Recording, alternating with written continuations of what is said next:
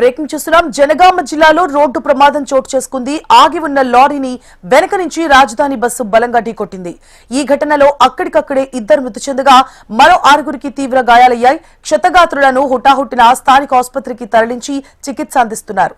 అయితే మృతి చెందిన వారిలో ఒకరు హైదరాబాద్ కు చెందిన వారు కాగా మరొకరు హన్మకొండ వాసిగా తెలుస్తోంది. ప్రమాద సమయంలో బస్సులో 16 మంది ప్రయాణికులున్నట్లు స్థానికులు తెలిపారు. రఘునాథపల్లి మండలం నిడికొండలో తెల్లవారుజామున ఈ ఘటన చోటు చేసుకుంది. లారీని వెనుక నుంచి ఢీకొట్టడంతో బస్సు ముందు భాగం ధ్వంసమైంది.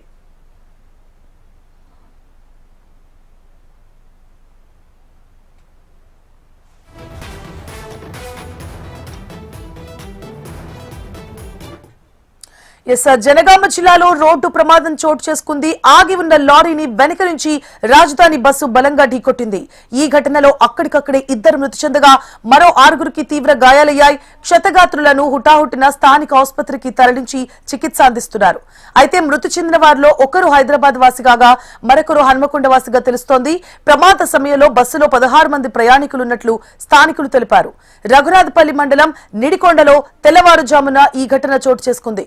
లారీని వెనుక నుంచి ఢీకొట్టడంతో బస్సు ముందు భాగం ధ్వంసమైంది. మరిన్ని డీటెయిల్స్ ని మా ప్రతినిధి నరేంద్ర అందిస్తారు. నరేంద్ర.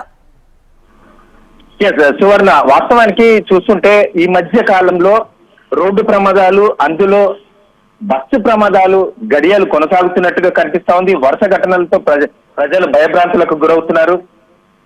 రాత్రి జరిగిన ఈ జనగామ జిల్లా రఘునాథపల్లి మండలం నిడిగొండ లోపల జరిగిన ప్రమాదంలో మాత్రం ఈ ఆర్టీసీ బస్సు డ్రైవర్, రాజధాని బస్సు డ్రైవర్ నిద్రమత్తులో అతివేగంగా వచ్చినట్టుగా స్థానికంగా ఉన్న పరిస్థితిని చూస్తే అర్థమవుతుంది. లారీకి ఎడమ వైపున ఢీకొన్నది. దాంతో ఆర్టీసీ బస్సు అతని స్పష్టంగా తప్పు కనిపిస్తుంది.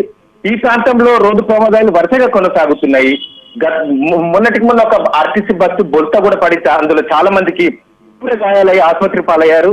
మళ్ళీ ఇప్పుడు చూస్తే ఈ రాజధాని బస్సు ఈ నిడిగొండ ప్రాంతం లోపల ఢీకొనడం, ఇందులో ఇద్దరు అక్కడికక్కడ మరణించగా అందులో దుండిగల్కి చెందిన వ్యక్తి, హైదరాబాద్ చెందిన దుండిగల్కి చెందిన వ్యక్తి, మరొకరు నవదీప్ సింగ్ హన్మకొండలోని బాలసముద్రంకు చెందిన వ్యక్తి, ఇద్దరు అక్కడికక్కడే మరణించారు.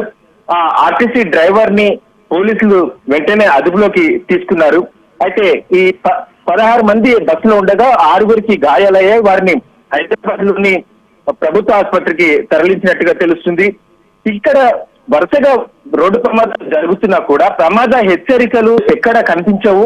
మరి అధికారులు వరుస ప్రమాదాలను దృష్టిలో పెట్టుకునైనా ఇది ప్రమాదం జరిగే ప్రాంతం అని చెప్పేసి సూచికలు పెడితే వచ్చేపోయే ప్రయాణికులు కూడా దాన్ని జాగ్రత్తగా అక్కడ నడిపే పరిస్థితి ఉంటుంది. కానీ అలాంటి ఇక్కడ ఏం కనిపించని పరిస్థితి ఉంది.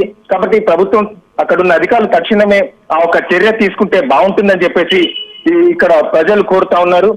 చాలా ప్రమాదాలు ఎక్కువగా ఎర్లీ మార్నింగ్ అవర్స్ లో, నైట్ కూడా డ్రైవింగ్ చేయడం, డ్యూటీలో ఉండి డ్రైవింగ్ చేయడం, ఎర్లీ అవర్స్ లో కొంత నిద్ర మత్తు వచ్చే పరిస్థితి ఉంటుంది. అది పట్టించుకోకుండా అలాగే నడపడం వల్లనే ఇవాళ ఈ ప్రమాదం జరిగిందని చెప్పేసి స్థానికులు వాపోతున్నారు. మొత్తానికైతే తక్షణమే అక్కడ ఉన్న ప్రజలు అక్కడికి చేరుకొని వారిని అంబులెన్స్ ద్వారా ఆసుపత్రికి పంపించిన పరిస్థితి ఉంది. ఇద్దరైతే చనిపోయారు. పోలీసులు అయితే అతని డ్రైవర్ అదుపులోకి తీసుకొని విచారిస్తున్న పరిస్థితి ఉంది. సువర్ణ. Right. Thank you for the updates, Narendra.